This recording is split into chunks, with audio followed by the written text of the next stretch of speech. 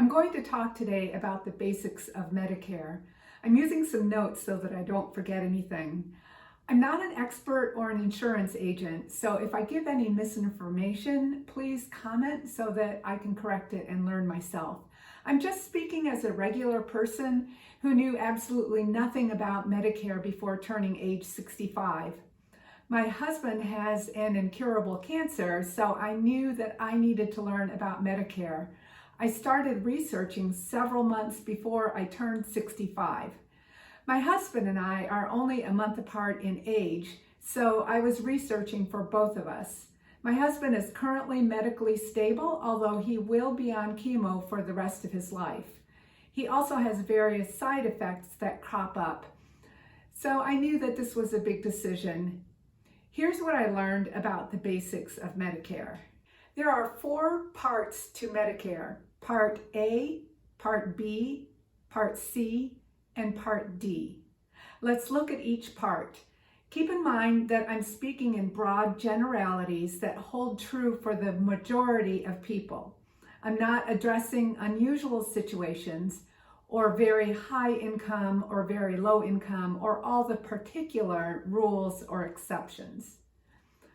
Part A is generally referred to as hospital coverage. There is no premium for Part A. It's not really free though, you've just already paid for it your entire life. That's the FICA part tax taken out of your paycheck. Federal Insurance Contributions Act, FICA, FICA. In 2022, there is a $1,556 deductible for each hospital stay.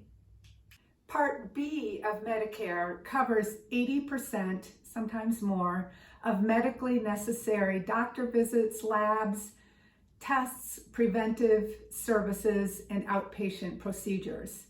Some services may be covered 100%. In 2022, the monthly premium for Part B is $170.10. Parts A and B together is what is referred to as Original Medicare or Traditional Medicare. In Original Medicare, your Medicare benefits are administered by the federal government through an agency, a government agency called the Centers for Medicare and Medicaid Services, or CMS, the Centers for Medicare and Medicaid Services, CMS. You will get your Part B premium bill from CMS. For the moment, I'm going to skip Part C, but I will come back to it. Part D is the Medicare Prescription Drug Program. Just remember D for drugs, Part D for prescription drugs. There are over 50 different Part D drug plans to choose from with different pricing structures. Which drug plan you choose depends on what drugs you take, if any. You can change plans yearly. You do not have to sign up for a Part D drug plan. It might or might not help you. But if you don't sign up when you are first eligible at age 65 and then want to sign up, say, 5 years later, because at that point it would actually help you, then you will be penalized for every month that you did not sign up. This financial penalty is added to your monthly premium for the rest of your life. Now, remember I said that Part B Medicare covers 80% of services? You can buy a policy from an insurance company that closes the gap. These policies are called supplements or Medigap policies or lettered plans. 3 names: supplement, Medigap, or lettered plan. Note that these policies are called plans, not parts. So don't confuse these plans with Medicare parts A, B, C, and D. There are 12 different plans, each labeled with a letter. The most popular plans today are Plan G and Plan N.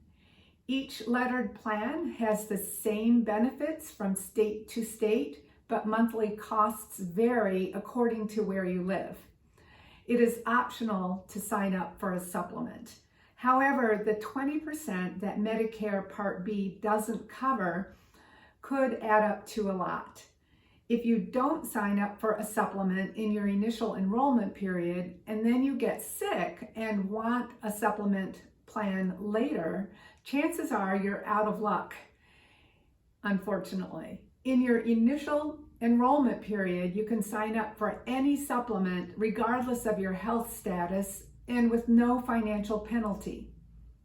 If you don't sign up for a supplement and want to sign up for one after your initial enrollment period, in the vast majority of cases, you will need to go through medical underwriting. If you're chronically ill at that point with cancer or something like that, you will not pass medical underwriting and you will not be able to get a supplement plan. Okay, to recap so far, Parts A and B are traditional or original Medicare. Part A is hospitalization. Part B is primarily outpatient services. Original Medicare is administered by the federal government by an agency called CMS, the Centers for Medicare and Medicaid Services. There is no premium for Part A. The monthly premium for Part B is $170.10. Part D is coverage for prescription drugs and is optional to sign up for. But signing up for it later, after your initial enrollment period, will incur lifelong financial penalty. Part D is administered by various insurance companies. There is a monthly premium that varies depending on coverage and company. You can also sign up for a supplement policy called Medigap, or a lettered plan that helps close the gap, that, in other words, to help pay for what Part A and Part B do not pay for. Now let's take a very brief look at Part C. Part C is what's called a Medicare Advantage Plan, and you've probably seen them advertised, Advantage Plan. Advantage plans are administered by insurance companies, not by the federal government CMS division. CMS pays insurance companies a set amount each month, around $1,000, I believe, for each person who signs up for an Advantage plan. In Advantage plans, the insurance companies have the responsibility and authority to dispense Medicare benefits and can institute some additional rules or requirements. Advantage plans have pros and cons. Each plan is different and they change from year to year. The plans are required at minimum to offer the same benefits as original Medicare, Parts A and B, and may offer additional benefits. If you sign up for a zero premium Advantage plan, you do still pay the Part B premium of $170.10 per month. I have read that some Advantage plans will pay for some of the Part B premium, but I have never actually known anyone for whom this is the case. So I'm guessing it's rare.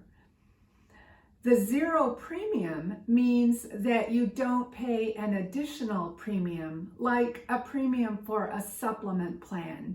In fact, you cannot legally buy both an Advantage plan and a supplement plan. All right, here's what I decided to do. My husband left all the research and decisions to me, so I decided for him too.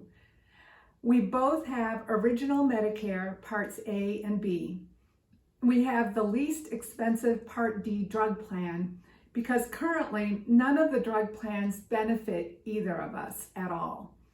I only signed up for a Part D drug plan as a placeholder in case we need it at some point down the road, and then we will not have to incur the lifelong penalty for delaying signing up. We also both have a supplement Plan N, also called a Medigap Medigap plan. I will address why I made these decisions in another video and why I did not choose an Advantage plan. I hope this was helpful. Don't forget, I'm not an expert. I'm a wife, a mother of 7 adult children, 10 grandchildren. I'm a self-employed musician with a husband who has cancer.